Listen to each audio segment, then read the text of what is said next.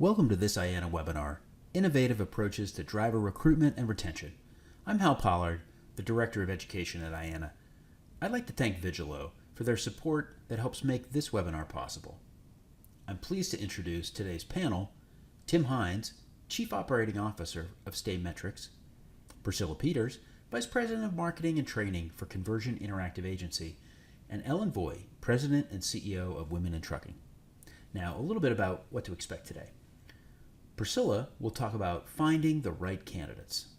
Ellen will talk about building a balanced workforce. And Tim will talk about retaining for the long haul. Then we'll round things out with a Q&A discussion. Now, let's get started. Priscilla?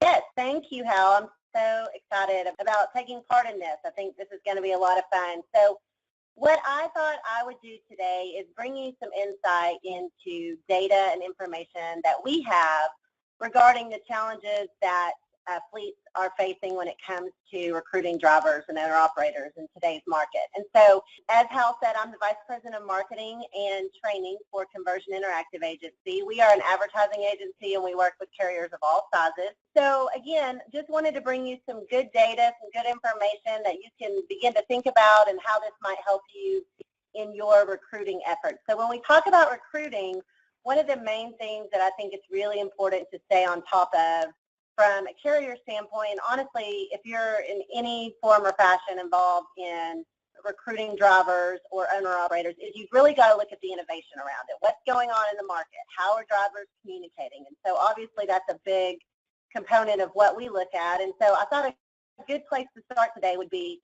just to really focus on the fact that drivers are mobile. I remember I've been doing this for about 20 years, and I remember just a few years ago when people said, oh, drivers, they'll never embrace that smartphone thing. That's never going to happen. Well, guess what? It has happened. And so we manage we manage over 100 driver recruiting websites and landing pages. And what I can tell you is that over 90% of the traffic to those landing pages comes from a mobile device, primarily from smartphones. So that would be smartphones and tablets. So what is the takeaway here for you guys? So the takeaway is really that we have to know and understand the driver journey.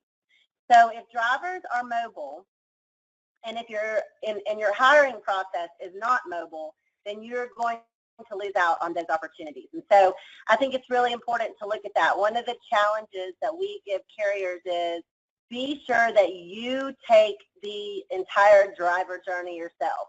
So go through the whole process of what does a driver or owner-operator go through to come on board with your carrier. So is the way you're reaching drivers, is that mobile? Are your landing pages and websites mobile? Are your forms and your applications mobile? And a lot of times you say, oh, yeah, everything's mobile. It's great. It's a great driver experience. But you haven't actually gone through it and taken it. So we actually did this with a client last week, and there were like 64, 65 different screens the driver had to go through on his mobile device just to fill out the app. So it was a little bit painful. And so really go through that driver journey. I encourage you to do that from beginning to end. And then are you communicating with them through the whole process in a mobile way? So think about that as well. Some drivers want to communicate via text. Some will talk to you on the phone. Some want you to Facebook message them. It's a whole new ballgame of how we communicate. So keeping that in mind is really, really important. And the mobile component is super important. So another thing to keep in mind is the impact of social media advertising. And so I know social media, some of us really like to embrace it, and some of us run as fast as we can from it. But I can tell you that it is a big deal as far as reaching drivers today.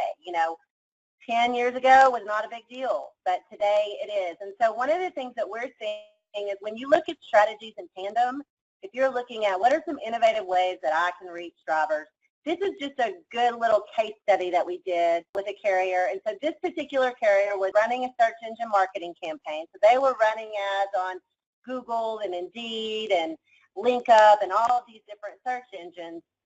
But we said, hey, we really feel like it's really going to impact your cost per hire if you add in a Facebook advertising campaign with that. So let's see what that looks like. And we began to track that, and over time, when you couple certain strategies together, you will see your cost per hire go down over time. So again, think about when you're looking at your strategy, what are some innovative strategies that I can put together that will really help affect each other, not only in how I'm reaching the driver, but in helping all of the strategies that you use in your different media mix.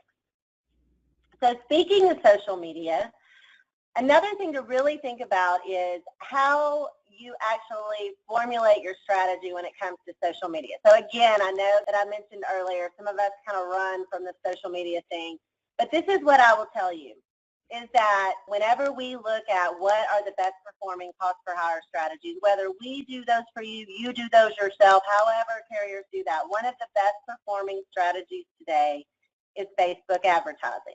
And actually Instagram's kind of beginning to creep up on them and run a close second, especially for drivers between 21 and 34, but that's for a whole nother day. But when you're talking about Facebook and you're talking about social advertising in general, there's a funnel that you really should consider.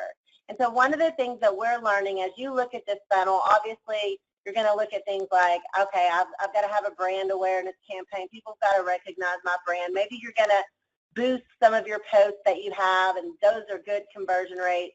But then as you begin to go down the funnel is really where I say the magic happens.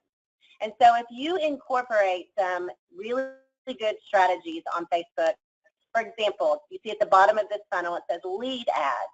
What those are actually ads within Facebook that keep the driver or the owner-operator inside the platform, meaning he does not have to leave Facebook to give you his information. And so what happens is a form is auto-populated, the driver stays there in Facebook, gives you the information that you need, and then that's fed back to you through your applicant tracking system, whatever system that you've used for that. Now, the beauty of that is this whole mentality of, oh, I don't have time, I'm just going through Facebook, I don't have time to fill out an app. You keep them there in the platform, and it begins to really perform well. And what we've seen is when you adjust your strategy and you begin to think about things differently like that, then your leads really increase, which means that your hires increase. So the conversion rate of the funnel in social advertising is really, really important. So talk to your internal team about that if you do your marketing, or if you use an agency, talk to them about that and how you can really work that funnel well to the leads that you want. And then the next thing to just think about regarding social media is the competition in the news feed. So it's actually tripled since last year. So it's been, if you look at 2016 versus 2017, it's almost tripled. Meaning if you go through Facebook, you're going to see almost 3 times the number of carriers advertising than you did last year, because carriers of all sizes now are doing social media advertising. And so that, again, that's why you got to kind of get smart about the funnel, about what we talked about earlier. And then the last thing I wanted to touch on was just how important video is. When you're looking at strategy and how can I really make an impact through an innovative recruiting strategy, I can tell you that all of the data shows that video performs very, very well with drivers. So, for example, this is a stat that we took directly from all the data we have. So if you put a static ad on Facebook and you use the exact same budget and you put a video ad on Facebook, it's going to outperform the static ad by 118%, meaning you're going to get more than twice the amount of phone calls, twice the amount of short forms, twice the amount of leads. It performs that much better. And so video is really important. A lot of times we think, oh, I've got to have this big, huge budget and spend thousands of dollars on video production. And in today's market, it's just not the case. You could do a Facebook Live video from your smartphone or a tablet. You could have your drivers, give them a GoPro camera, a driver that you trust, and have them shoot a video. There's a lot of different ways you can shoot video in a very cost-effective way that would do really, really well. So these are just some things I wanted to share with the group, just to begin thinking about as you're thinking about innovative ways to adjust your strategy for how you're recruiting drivers in today's market. And so I'm going to turn it over to Ellen now. Thank you very much, Priscilla. So just a little background on the Women in Trucking Association. Our mission is pretty simple: encourage the employment of women in the trucking industry, promote accomplishments, and address obstacles faced by women employed in trucking. And I have to mention that we do represent both men and women, and we're not just about drivers. We represent, like I like to say, the women behind the wheel, under the hood, in the corner office. And we're 10 years old. We were formed in 2007, so just celebrating our 10th anniversary. So I've been tracking the percentage of women. This is through the Department of Labor, and you'll see the top number on this chart is 6. So according to the Department of Labor, we have not even reached a 6% female driver population. However, Women in Trucking Association started tracking our own numbers with the National Transportation Institute on a quarterly basis, and we found that it's actually around 7% for over-the-road drivers. And the reason there's a difference between ours and the Department of Labor is because they include local delivery drivers and we don't. So are we really recruiting women? One of the things that we suggest, and Priscilla, you talked about, recruiting. A lot of recruiting ads don't recruit women. And this one in particular, we're looking for a few good mustaches. And I always like to say, some female drivers might have mustaches, but they really don't want to call attention to them. So this ad specifically disregards the fact that, women are even looking for jobs. And we see a lot of ads that use terms such as, we'll get you home to your wife, things like that. So we really need to look at the recruiting ads for unconscious bias. So have someone look at your recruiting ads and your marketing materials and determine if they're really inclusive and diverse. I mean, are you excluding any segment of the population, whether it's age or gender or ethnicity? Just review them and make sure that you're not offending or excluding a whole group of people. So why would we want more women in the trucking industry? I get asked that question often. As drivers, women take fewer risks. You don't want risk takers in your trucks, and women do take fewer risks, and that's due to the fact that the levels of testosterone in women are much lower than in men, and testosterone is a risk-taking hormone. Also, men have twice the number of crashes as women, and men are more likely to be involved in crashes that occur on curbs, in the dark, or while passing other vehicles. And that, I cited my source, the Social Issues Research Center provided that information. Accidents involving women occur at slower speeds. So what does that mean? It means there's less loss of life and less damage to the equipment. Male drivers were more likely than female drivers to report each of the aggressive driving behaviors in a AAA study, Foundation for Traffic Safety. So I'm generalizing the next part because I don't really have this as data, but I'm told over and over women are reportedly better at completing their paperwork. And carriers tell me that all the time. Women are often easier to train because they're more eager to learn. They don't have that, I already know how to do that attitude. And again, I'm generalizing. And the World Health Organization reported masculinity may be hazardous to health and cited risky driving as one factor. So women take fewer risks. Accidents are at slower speeds, better with equipment. I'm also told women are often better with customers and taking better care of the truck itself. So those are reasons why we would want to hire more women. So we worked with the University of Wisconsin Stout, and they did some research about what attracts women into the trucking industry. And just like for men, the number one reason is money. More women come into the industry because they know they can make the same amount of money as their male counterparts. So, I mean, that's one thing about the trucking industry. The steering wheel doesn't know your gender, age, or race or anything. So there's no discrimination as far as pay. So women come in for money. Also independence, especially the younger female drivers. They want to see the country, get out of their state or get out of their region. They want to travel. And the fourth one, this is very important. Most women have told me that it was a family member who brought them into the trucking industry. And by family member, it's typically husband or boyfriend or dad who said, why don't you get your CDL and come in and drive with me? So we've found that over half of female drivers are in a team work configuration. So they're driving with another person, typically a male or husband or boyfriend. Again, that's typical, but not always. So they were brought in because some male in their family encourage them to get their CDL and become a professional driver. One thing that we found, and thanks to Metrics for this, is for women, a relationship with a dispatcher is more important. So if they have a good relationship with their dispatcher, they're probably more likely to stay, but the opposite is true as well, that if they don't have a good relationship with their dispatcher, that probably will prompt them to leave more quickly. Women are more relationship-oriented, so this is very important to think about how your female drivers are interacting with your dispatchers. And now I'm going to pass this along to Tim Tim Hines, and he's going to talk about retention. Thank you, and good afternoon, everyone. Thank you for the opportunity to be here with you today. And Hal, we appreciate IANA and UIA for allowing us to participate.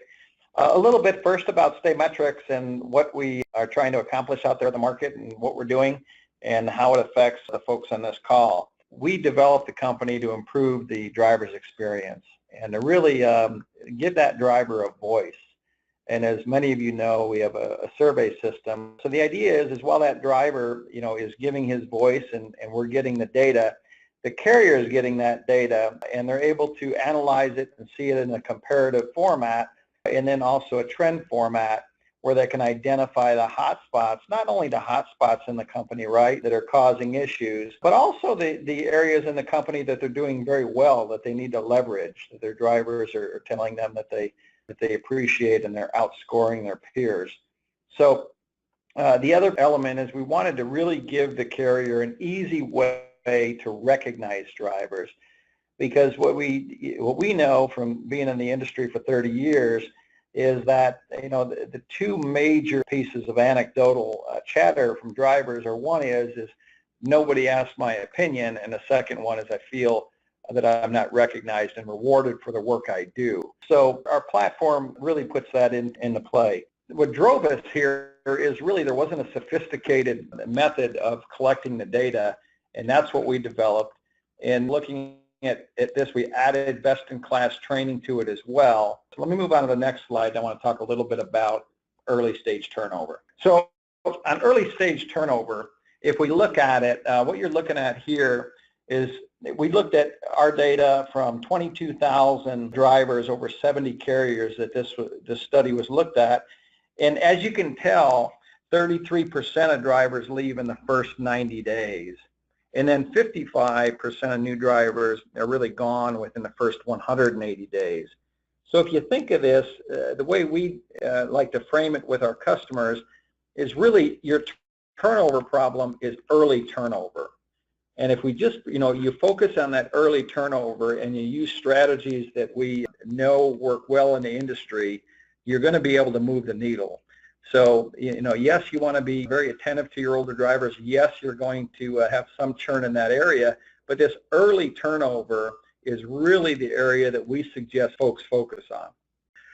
So let's take a look at two carriers. If a carrier can half that turnover, so let's say the carrier on the left side, 50% turnover at 180 days, and what if that carrier could get that down to 25% turnover through some strategies I'm going to share with you in a couple slides from now. If you can do that, you look at the class 1, and we're thinking of this in terms of weekly classes, right?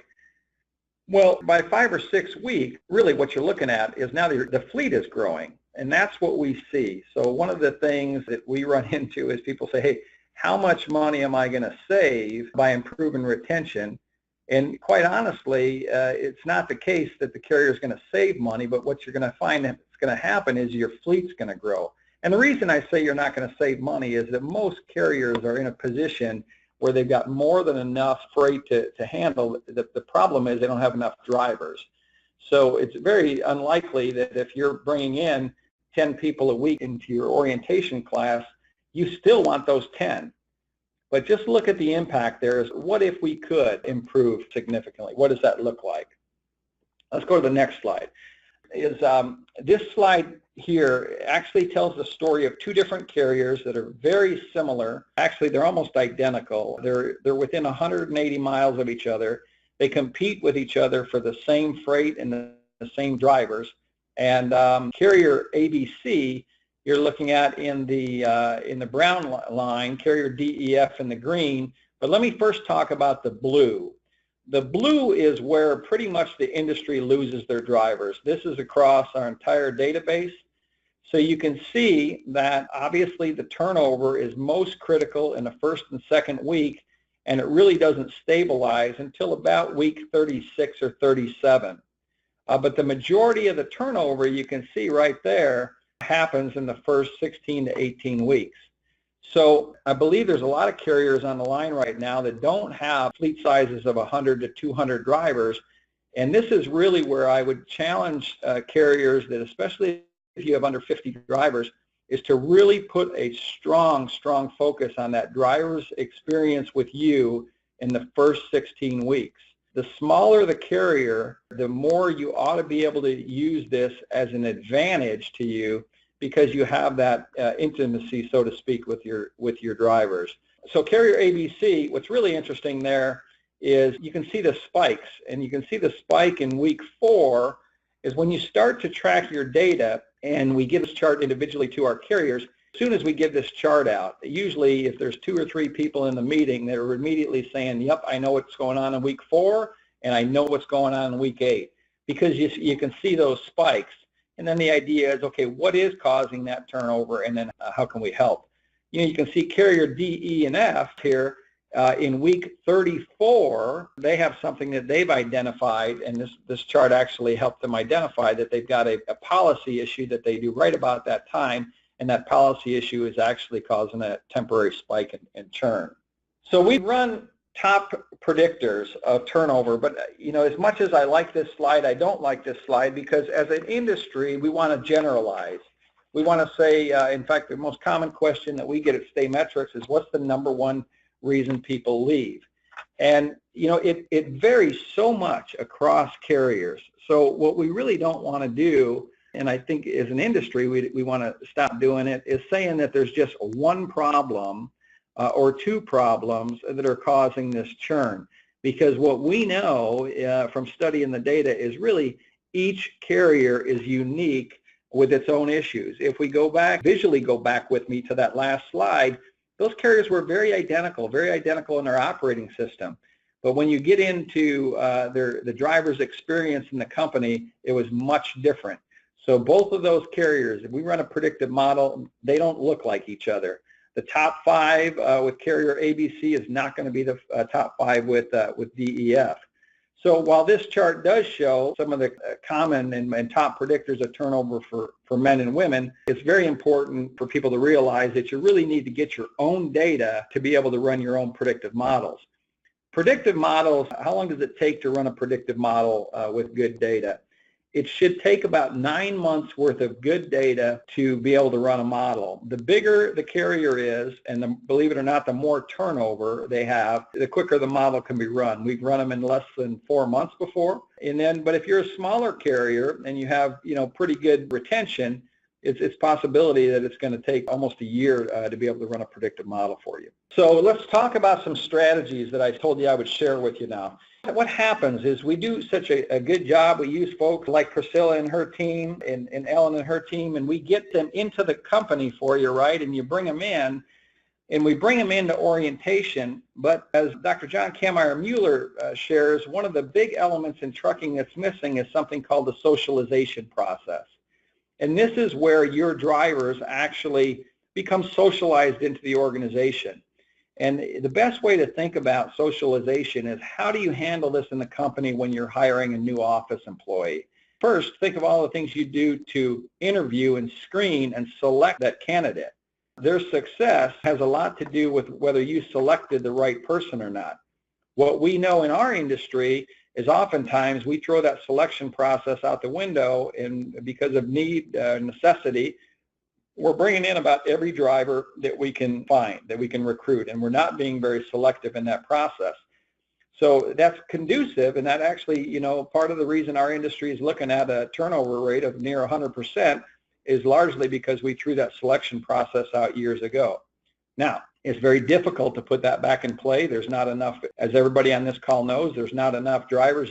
Hey, Tim, I'd love to be able to screen my drivers, but I've got 5 trucks on the fence right now that I've got to fill. But what can we do then once they're in-house with us? This is where socialization comes in. And this is where, not only a very good orientation experience, but there's strategies that you can put in play that basically, are going to help you retain that driver. Because what basically this chart of Dr. John shows is the better job we do at recruitment and selection, along with orientation, along with that socialization process that your dispatchers are very, very critical in, is you're going to get one of 3 outcomes. You're either going to get the bottom, you're going to get quick turnover if those aren't done very well, or you're going to get the middle of the road where you have a disengaged driver, and it still, again, might not be quick turnover, but it's probably a churn down the road. Or the third, if it's done very well, this is where you think of the drivers in your fleet that are just really raving fans of yours. They're bringing in referrals. They're very happy to be part of the culture. When it's done very well, that's what you end up getting. So solutions and interventions, we really want you to focus on improved communications. And a lot of times, as busy as we are, what do we do with that new driver is our communication schedule is basically handed over to that dispatcher. Is think of how much work and how many dollars you put in to getting that person in the door. Let's not just let that driver out. Let's really improve our communications. And a lot of times that means with carriers, when possible, the executive management, if not an owner, is calling that driver at week 1, at week 2, welcoming them to the company, letting them know what's going on in the company, and thanking them for choosing your company. It's a very good strategy. It does very well.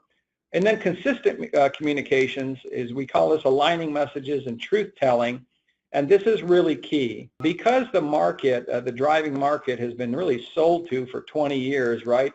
Ever since we put the CDL into place, we really have been recruiting very, very heavily as an industry.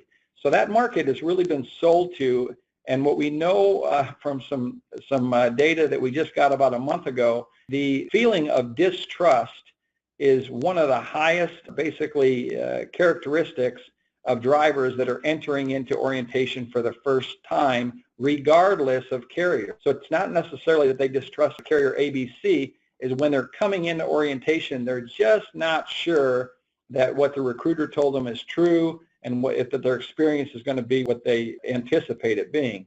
So what we share with people is really align your message. Make sure that your recruiters, your advertising, basically are exactly what that driver is going to experience. And then when they're in orientation, they have to hear the same message. If they hear something new in orientation that the recruiter didn't tell them, one of the first things they go to is bait and switch, right? And then you want to make sure that your operations is very, very comfortable with what your recruiter's saying, what's being said in orientation, because they have to live with that, and actually they're going to produce the experience for the driver. So there's an alignment there that you can do by having your recruiter involved, whoever's managing your orientation involved, and your director of operations involved, really in a brainstorming session that says, what is our message and what is our promise to these drivers? And what we know is the closer you can get to really being accurate, to where you run into that driver 6 months later and he high-fives you and says, hey, the picture you painted me was exactly what's happening, that's going to do a lot for you, and that's going to help you retain drivers and help your street reputation. 5 key areas for intervention is during the recruiting process. It sounds early, but you can actually start working with that driver during that recruiting process to, hey, what are your expectations, and talking about expectations. Once that driver's selected, making sure that that's being affirmed through orientation. And then during onboarding and that initial socialization, is that driver getting his relationship with his dispatcher? Is that getting off on the right start? We know that that's critical. And then through that driver's tenure, are you using a survey system to get feedback? And are you using that feedback in a productive way and telling your drivers what you're actually doing and what you're learning with that data? So that's a little bit about retention. I'm going to turn it back to Hal, and we'd be happy to take any questions for any of us today. Great. Thank you so much, Tim. That was great. I personally really enjoyed that. It was really insightful, as well as Ellen and Priscilla's presentations. Definitely inspiring a lot of thought and looking at different programs perhaps a little differently. A lot of great insight there. We definitely have a few questions. Got one here to start off. This would be for Priscilla. In light of the mobile world we live in today, what is the most effective way to work digital/mobile leads? Yeah, so I would say in today's mobile world, I would default to working the lead how it comes in.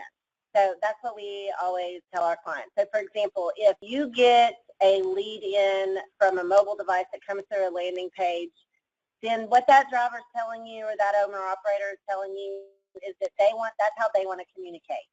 So communicate with them in a mobile way. So maybe that's through text, Maybe that's through messaging them, via Facebook. Maybe that's through sending them a link that has a mobilized app that they can fill out. But try to stay in that lane, if you will, as you're recruiting. So if you get a lead through Facebook, then keep them in Facebook as much as you can, because that's their preferred way of communicating. So we always say stay in whatever way the lead came in. If a driver calls you, then you're going to want to call them as you're working the lead. You're going to want to have phone conversations. So I would say stay whichever way the lead comes in, communicate the way that the lead comes in.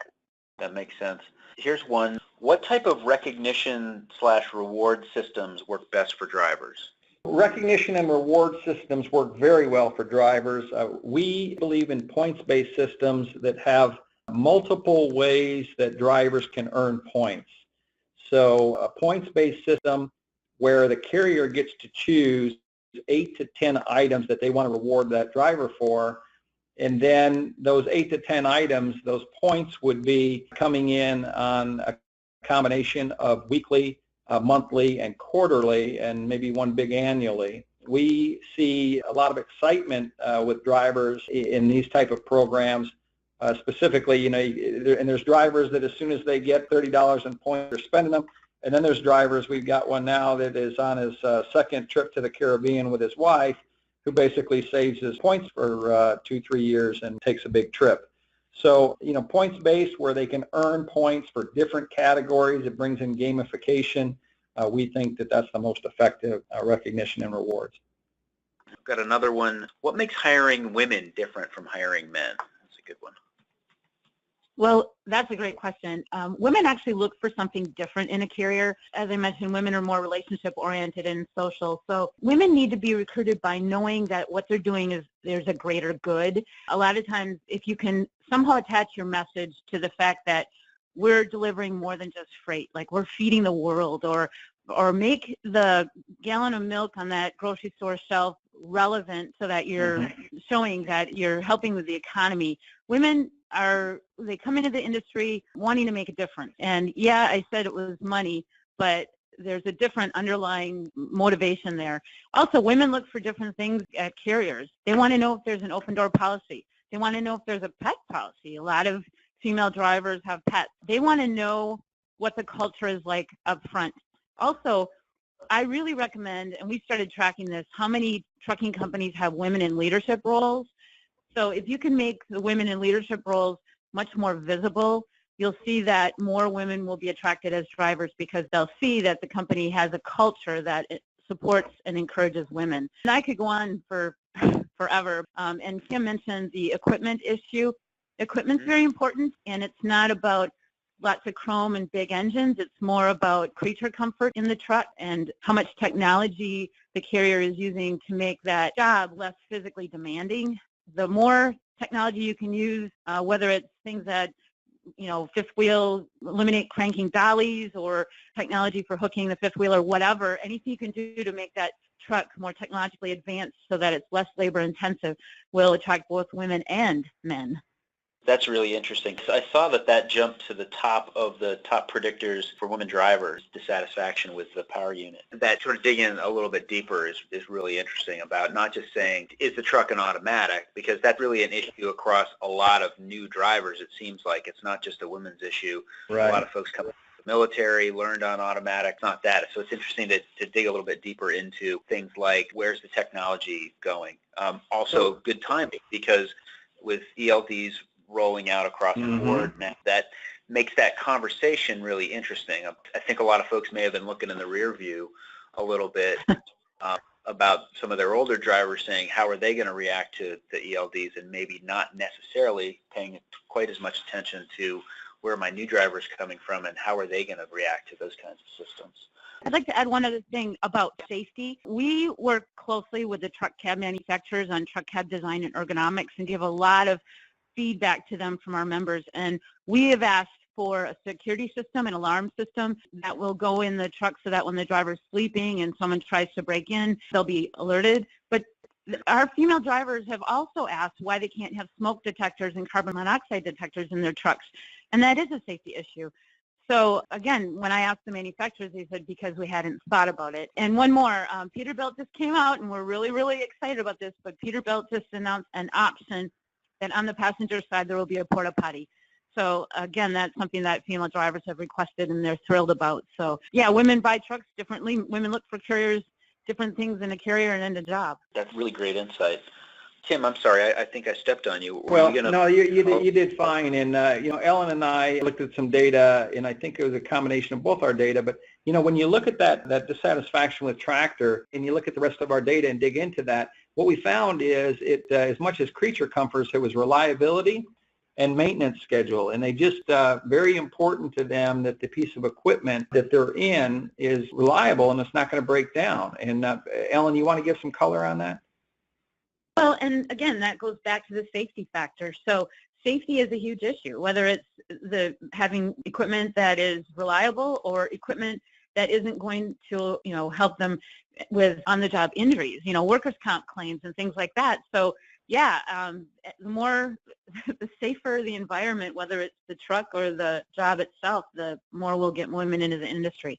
And then the last one is when we look at our database, so it's interesting, I was sharing with Ellen earlier, so our numbers are 6.2%, or 3%, excuse me, of our entire database are women drivers. But the interesting thing is with intermodal carriers, it's only 3.1. So there's a significant driving pool that's available to recruit to women, because really there's a lot of, as people know on this call, there's an awful lot of benefit to driving intermodal. Home time, quality of life, and things like that are generally better. So it's a really good pool. Here's actually a good follow-on for that. Do any of these recommendations differ with independent contractors versus company drivers? So our recommendations, as long as we're dealing with human beings, they work, okay? So meaning that, that selection process, you're going to, is that IC a fit for your company? Is he a fit for your model? And then once that IC's on with you, is he socialized into the company, or he or she, is he socialized into the company, or are they just let out there to be? So men or women, independent contractor, company driver, it works the same. Here's an interesting one. If I'm a carrier that has a small budget for using some of the new innovations offered in driver advertising, where's a good place to start? Yeah, so this is Priscilla. I would say we get this question a lot, and I would say it depends on a couple of things. Number one, how are you set up to recruit? If you feel like you recruit digital and social media leads well, then I would start with a really good social media advertising strategy, primarily Facebook. I would make sure and build that community, because the way that Facebook has come out with new options today through Facebook Jobs, through Messenger ads, through lead ads, carriers can really manage that in the platform and keep owner-operators and drivers in the platform, which makes it a lot easier for your team as you monitor those and watch those and look at those. And so if you don't have much budget, I think that's a really good place to start. And then in making sure that all of like I talked about earlier, the entire process is mobilized. So even if you have a pretty simple landing page because you don't have a huge budget, that's completely fine as long as it's mobile friendly, as long as a driver can go to that landing page from his mobile device and really connect and engage with your brand easily, where he's not having to do the forefinger and the thumb thing, when you're on a landing page on your mobile device. So that's where I would start with a more minimal budget. That's great. Ellen, this one is for you. You bring a unique perspective to the table, and I'm really pleased that you've been able to leverage all the work and research that you've been doing. What are some ideas that carriers can learn from the work you all have done at Women in Trucking? Well, we try to feature carriers that are doing some real innovative things. And one of the things that I have found very interesting is there's a carrier, Prime Inc., has a female driver liaison. So she is there specifically to check on the female drivers and make sure that things are going well, bring any issues to management and things like that. So she is the focused contact person. But other carriers are doing some innovative things. They're bringing their female drivers together. They're asking them questions like, what can we do differently? They're having focus groups.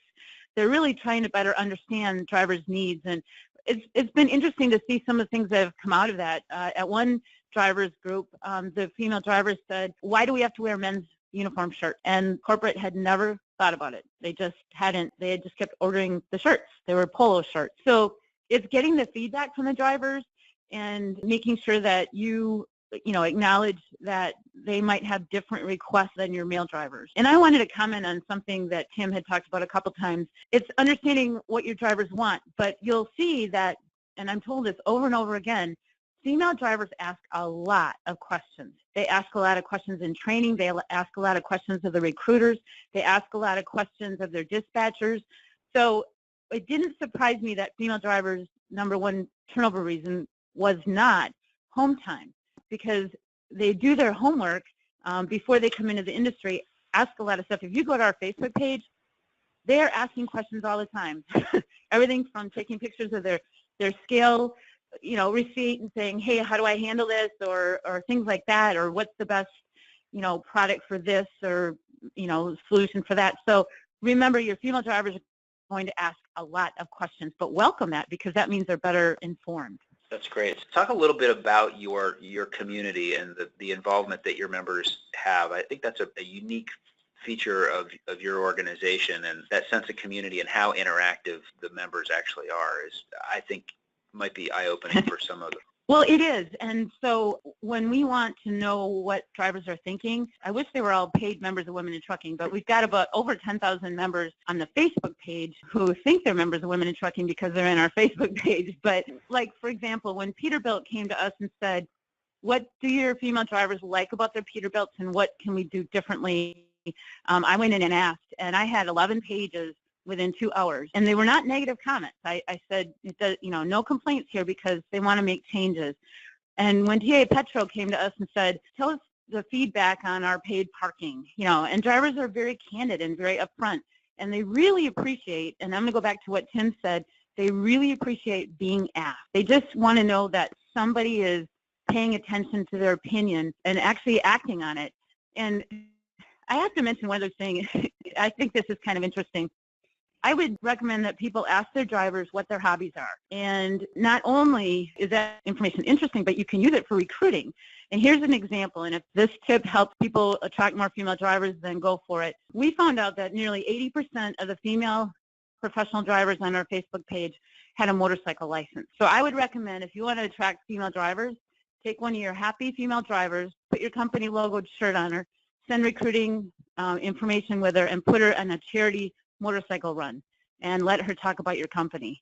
So that tip hopefully will help people attract more women. That information is in our recruiting and retention guide on how to recruit women. So that's free to any corporate members. So that's my little plug to join Women in Trucking. That's fantastic. We did have a question from somebody asking specifically about tools for recruiting veterans, former military personnel. And I would say, I'll open that up to the panel, but we did a webinar recently with folks from the Department of Labor, Mark Toll from the Department of Labor, and Warner Trucking. And that's archived on the website. So anybody that's looking for some information on how to connect with different U.S. government organizations that can help you connect up with veterans for potential drivers, I would encourage you to go there. There's a lot of great information in that archived webinar. But you folks, did you have any other insights in terms of looking specifically at veterans? Yeah, this is Priscilla. We work with carriers a lot that have one of their goals and objectives is to reach former military for their recruiting efforts. And honestly, what we do is we tailor their messaging and we tailor the way that we implement the strategy. So the media mix might look similar, but what we do is, for example, if we're doing a digital media campaign or a social media campaign, we're going to serve those ads up to people that we call a look like, act like audience. So an audience that on social media looks like and acts like he used to be in the military or she used to be in the military, and now they are looking for employment. So for example, in their profile, you can, Facebook and Google has all of these great ways for you to research and dig up those type of audiences. So we can say, you know, we want to target former military who are interested in trucking, and we serve up ads to those type of folks because they say, okay, this audience looks like and acts like. So that's one of the strategies that we use. And then we work with clients with all sorts of different, there's a lot of different organizations and even media outlets and websites that attract that target market as well. So there's some options there. Some carriers do it really well, but there are options when you're looking at that from a recruiting standpoint. That's great. I appreciate that. Here's a great question.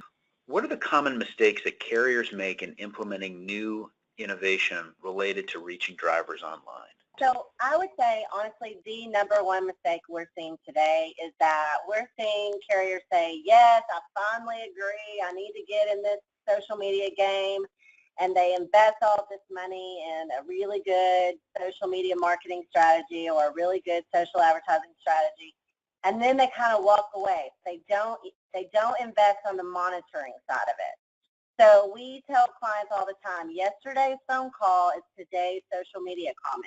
So, for example, maybe you're a carrier and you post something about something that has nothing to do with recruiting, but you put something on your Facebook page or your Instagram page that says, hey, there's a new bridge in this area. You need to check it out. If you're a driver, pay attention to that. And someone pops on there and says, oh, hey, do you have any openings in Ohio? It has nothing to do with the bridge post, but he's asking, hey, I live in Ohio in this certain area. Do you have anything available? And we just ignore him. Nobody responds, nobody, you know, or you put an ad out there and people are asking you questions about, oh, what is the home time like if I live in Dallas or whatever it is, and it's just like crickets. So it's literally like someone's picking up the phone and calling you and you're not answering. So I would say that would be the biggest mistake that we see today is that people are literally not monitoring. They're investing in social media, so they're getting in the game, but they're just like standing on the sideline and they're not monitoring and engaging with drivers who are engaging with them. They're squandering all that investment. I want to thank everybody for joining us today. I hope you all have a terrific rest of your day, and we'll see you out there on the highway.